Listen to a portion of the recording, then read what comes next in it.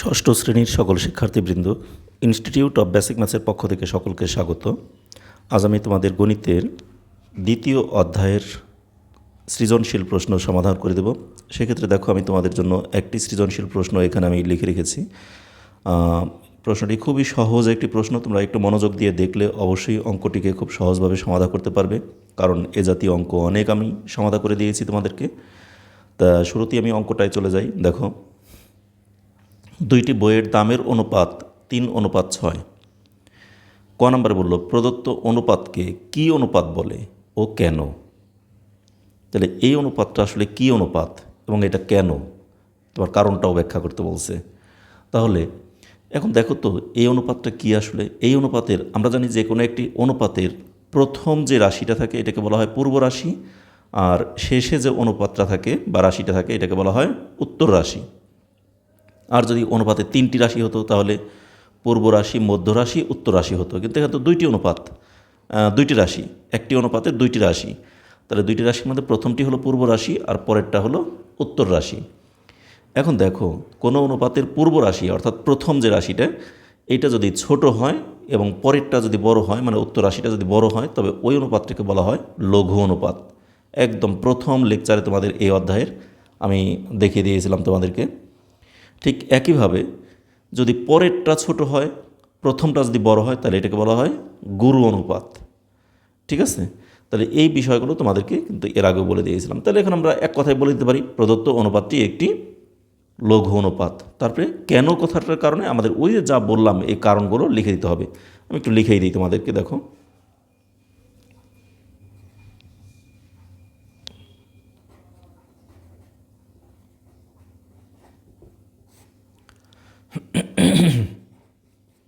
ক নাম্বার,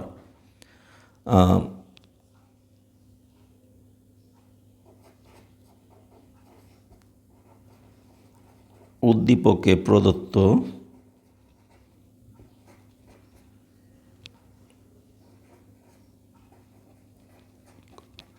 অনুপাতটি একটি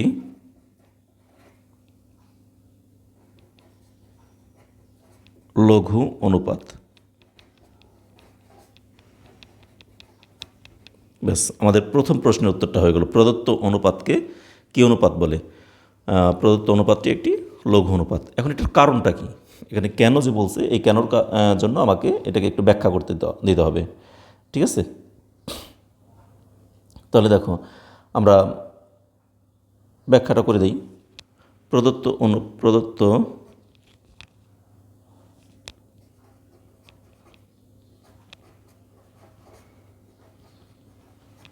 অনুপাত 3:6 এর পূর্ব রাশি 3 এবং উত্তর রাশি 6, তাই না? এখন আমরা জানি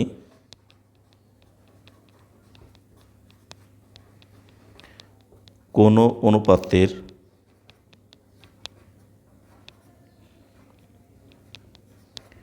পূর্ব রাশি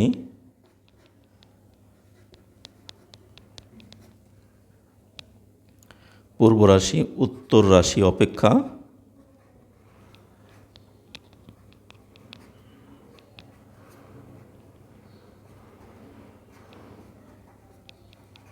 ছোট হলে, পূর্ব রাশি উত্তর রাশি অপেক্ষা ছোট হলে ওই অনুপাতকে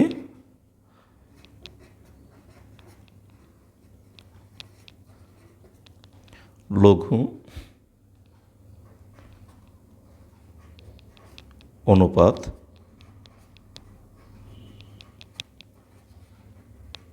বলে। যদি পূর্ব রাশি উত্তর রাশি অপেক্ষা ছোট হয় তবে ওই অনুপাতকে লঘু অনুপাত বলে। তাহলে এখন আমরা এটাকে একটু লিখে দিই। যেহেতু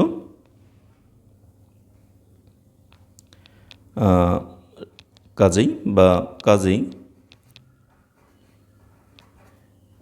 3:6 অনুপাতটি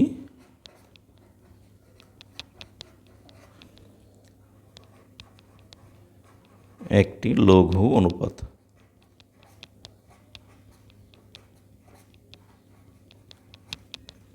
লঘু অনুপাত। শেষ। তাহলে আমাদের কিন্তু প্রশ্নের উত্তরটা হয়ে গেল। ঠিক আছে, আমাদের ক নাম্বার প্রশ্নের উত্তর কিন্তু কমপ্লিট।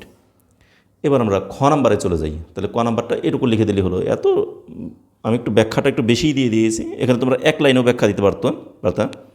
প্রদত্ত অনুপাত 3:6 এর পূর্ব রাশি 3 এবং উত্তর রাশি 6, যা পূর্ব রাশি অপেক্ষা বড়, সুতরাং প্রদত্ত অনুপাতটি একটি লঘু অনুপাত। শেষ। আমি এখানে সংজ্ঞাটাও দিয়ে দিছি, লঘু অনুপাতের সংজ্ঞাটা। কোনো অনুপাতের পূর্ব রাশি উত্তর রাশি অপেক্ষা ছোট হলে ওই অনুপাতকে লঘু অনুপাত বলে। আমি এখানে সংজ্ঞাটা দিয়ে, লঘু অনুপাতের সংজ্ঞাটা দিয়ে তারপরে আমরা এটাকে ব্যাখ্যা করছি। তবে পুরোপুরি লিখে দিলে ভালো। তাই আমাদের ক নাম্বারটা হয়ে গেল। এবার খ নাম্বারে বলছি কি দেখো, এখানে খ নাম্বারে চলে আসি আমরা। বই দুইটির দামের মধ্যে প্রথমটির দাম 19 টাকা হলে দ্বিতীয়টির দাম কত? এখানে তো দুইটি বইয়ের দাম দেওয়া আছে, তাই না? দুইটি বইয়ের অনুপাত দেওয়া আছে। অনুপাত হলো প্রথমটির দাম যদি 3 টাকা হয়, দ্বিতীয়টির দাম হবে 6 টাকা। এটাকে আমরা ঐকিক নিয়মও করতে পারি, যে প্রথমটির দাম 3 টাকা হলে দ্বিতীয়টির দাম 6 টাকা, প্রথমটির দাম 1 টাকা হলে দ্বিতীয়টির দাম কয় টাকা, প্রথমটির দাম 19 টাকা হলে দ্বিতীয়টির দাম কয় টাকা, আমরা এভাবেও বের করতে পারি। আবার এটাকে আমরা যখনই একটি অনুপাত দেওয়া থাকে, সেই অনুপাতের মধ্যে আমরা অন্যভাবে বলতে পারি কে কত গুণ প্রথম রাশি দ্বিতীয় রাশির কত গুণ। তাহলে দ্বিতীয় রাশি এর, তাহলে দ্বিতীয় রাশির কথাটা যেখানে থাকবে ওইটা হবে নিচে। তাহলে প্রথম রাশি বা প্রথম অনুপাতটা দ্বিতীয় অনুপাতের 6 নিচে, উপরে 3, এত গুণ।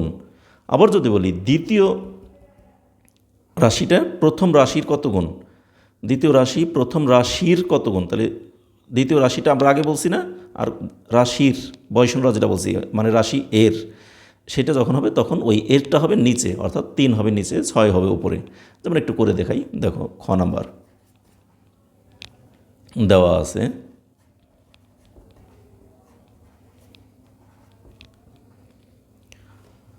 দুইটি বইয়ের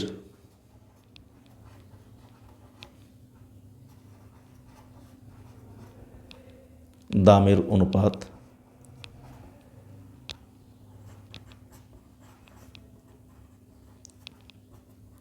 3:6। এখানে আমাদের কার দাম দেওয়া আছে? প্রথম রাশির দাম দেওয়া আছে, মানে প্রথমটির দাম দেওয়া আছে, দ্বিতীয়টির দাম বের করতে বলছে, তাই না? তাহলে আমাদের এই দ্বিতীয়টির দাম আমরা বের করব। তাই লিখি, সুতরাং দ্বিতীয় বইটির দাম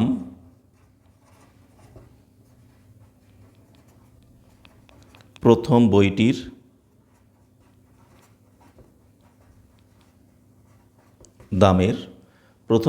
দামের কত গুণ? কার দাম? দ্বিতীয়টির দাম। তাহলে সেই দ্বিতীয়টি যাবে উপরে, 6 নিচে 3 গুণ, দ্বিতীয়টি উপরে যাবে, প্রথমটি নিচে আসবে। মানে দ্বিতীয়টা আমরা যেটাকে আগে বলবো সেটা যাবে উপরে, আর বইটির মানে প্রথম বইটির মানে প্রথম বই এর মানে যেটা সেটি হবে নিচে, অর্থাৎ এই 3 আসবে নিচে। ঠিক আছে? তাহলে দ্বিতীয় বইটির দাম প্রথম বইটির দামের এত গুণ। ঠিক আছে? এখন প্রথম বইটির দাম দেওয়া আছে কত? 19 টাকা। তাহলে দ্বিতীয়টির দাম হবে কত? এত গুণ। এই 3 দিয়ে 6কে কাটাকাটি করা যাইতো, এত গুণ, বা 3 দিয়ে যদি আমরা 6কে কাটি তাহলে 2 হয় না? তাহলে 2 গুণ, এখানে গুণ করে দিলাম। তাহলে এখন লিখি প্রথম বইটির দাম 19 টাকা হলে দ্বিতীয় বইটির দাম কত হবে? 19-এর 2 গুণ। তাহলে লিখি প্রথম বইটির দাম 19 টাকা হলে দ্বিতীয় বইটির দাম কত হবে? 19 গুণন 2 টাকা সমান 19 দুগুণে 38 টাকা। এটা যদি কাটাকাটি না যেত তাহলে আমরা এখানে এইভাবে ভগ্নাংশ আকারেই বসাতাম। তাহলে দ্বিতীয় বইটির দামই তো আমাকে বের করতে বলছে, তাহলে দ্বিতীয় বইটির দাম আসলো আমাদের 38 টাকা। এটি উত্তর 38 টাকা। শেষ। এবারে গ নাম্বার আমাকে কি বলছে দেখো, গ, দুইটি বইয়ের দাম একত্রে 540 টাকা হলে প্রত্যেক বইয়ের দাম পৃথকভাবে নির্ণয় করো।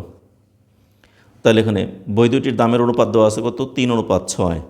তাহলে এখানে লিখি বই দুইটির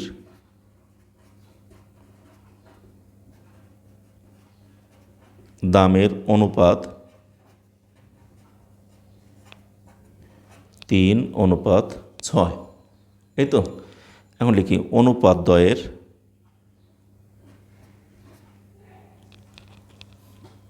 দ্বয়ের না লিখে এখানে অনুপাতটির রাশি দ্বয়ের যোগফল এটাও লিখতে পারি।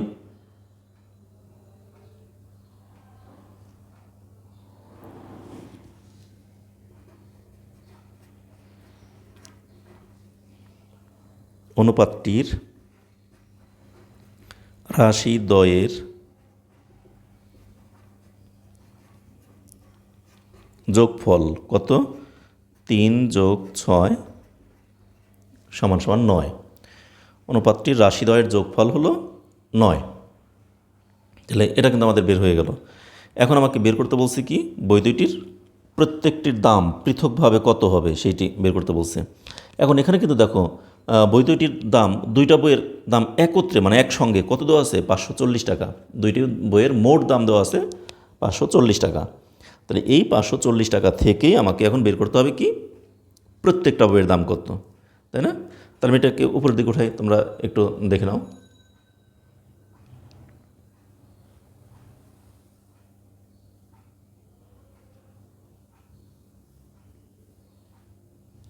দেখো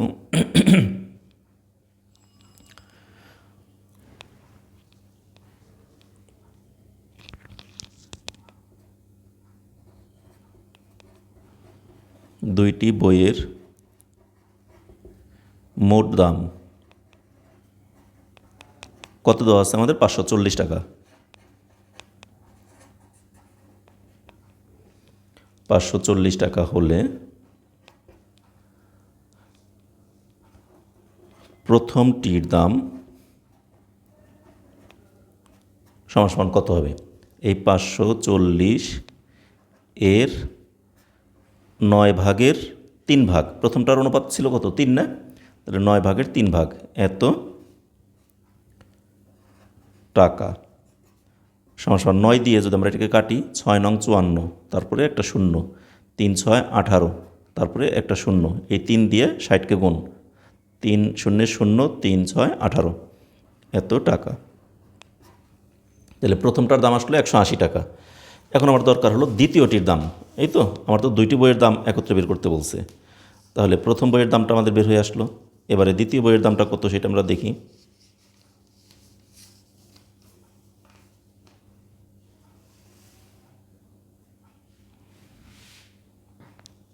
দেখো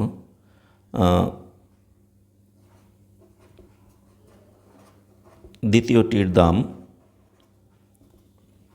540 এর 9/6, কারণ দ্বিতীয়টির অনুপাত কত দেওয়া আছে? 6। তাহলে এত টাকা। তাহলে মোট আসলো কত? 9 দিয়ে 54কে কাটলে 6 নং 54 অর্থাৎ 60।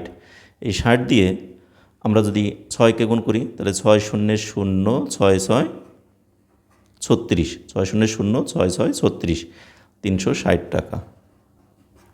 এটি তাহলে আমাদের বই দুটির মূল্য পৃথকভাবে বের করতে বলছে, তাই না? এটি উত্তর আমরা লিখে দিলে হলো। উত্তর, প্রথম বইটির দাম এত টাকা এবং দ্বিতীয় বইটির দাম, প্রথম বইটির দাম 180 টাকা এবং দ্বিতীয় বইটির দাম 360 টাকা। এটি অ্যান্সার। তাহলে উত্তর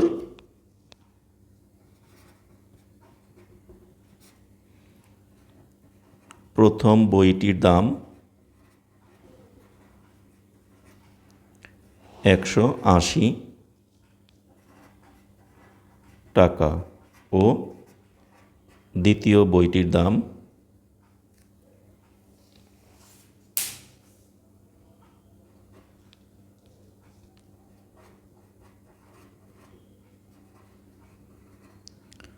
360 টাকা। শেষ। তাহলে আমাদের গ নাম্বার অঙ্কটা কিন্তু পুরোপুরি কমপ্লিট হয়ে গেল। এখন গ নাম্বারটা যারা একবারে তুলতে পারো না, আমি একটু ভেঙে হয়ে গেল এখানে, যদিও তোমরা এটাকে এই যে আমি এখানে রাখলাম, তোমরা একটু স্ক্রিনশট দিয়ে রাখো গ নাম্বার এখান থেকে এই পর্যন্ত। তাহলে আমাদের গ নাম্বারটা হয়ে গেল। ওকে, তাহলে আমাদের ক নাম্বার, খ নাম্বার এবং গ নাম্বার তিনটি অঙ্কই কিন্তু আমরা একসঙ্গে সমাধান করে ফেললাম। তাই আশা করি সবাই বুঝতে পেরেছো। খুব সহজভাবে আমি অঙ্কটাকে বোঝানোর চেষ্টা করেছি। খুব সহজ অঙ্কটাও কিন্তু খুব সহজ এবং ছোট্ট একটি অঙ্ক, সৃজনশীল অঙ্ক। আমরা এভাবেই প্রতিদিন সৃজনশীল অঙ্কগুলোকে ছোট ছোট করে অঙ্কগুলোকে আমরা সমাধান করব। তাহলে গ নাম্বারটা হয়ে গেল। আর ক আর খ দেখো তোমরা আরেকবার দেখে নাও। ক এবং খ যারা তুলতে পারোনি তারা আরেকবার স্ক্রিনশট দিয়ে নাও, অর্থাৎ তুলে রাখো। ঠিক আছে, এই তো আমাদের ক এবং খ। তাহলে দুইবারে দুইটি স্ক্রিনশট দিলে আমাদের সম্পূর্ণগুলো কমপ্লিট হয়ে গেল। তা ঠিক আছে, আমাদের এই একটি সৃজনশীল প্রশ্নই আজ তোমাদের আমি সমাধান করে দিলাম। আগামী ক্লাসে আরেকটি অঙ্ক তোমাদের সমাধান করে দেবো। প্রতিদিন একটি একটি করে সৃজনশীল প্রশ্ন তোমাদের সমাধান করে দিলেই আশা করি যথেষ্ট হবে। তোমরা এভাবে প্রতিদিন চ্যানেলের সাথেই থেকো এবং নিয়মিত অঙ্কগুলোকে অনুসরণ করো। আশা করি তোমরা সকলেই ভালো ফলাফল অর্জন করতে পারবে। এই প্রত্যাশায় আজ এখানে শেষ করছি। ধন্যবাদ সকলকে।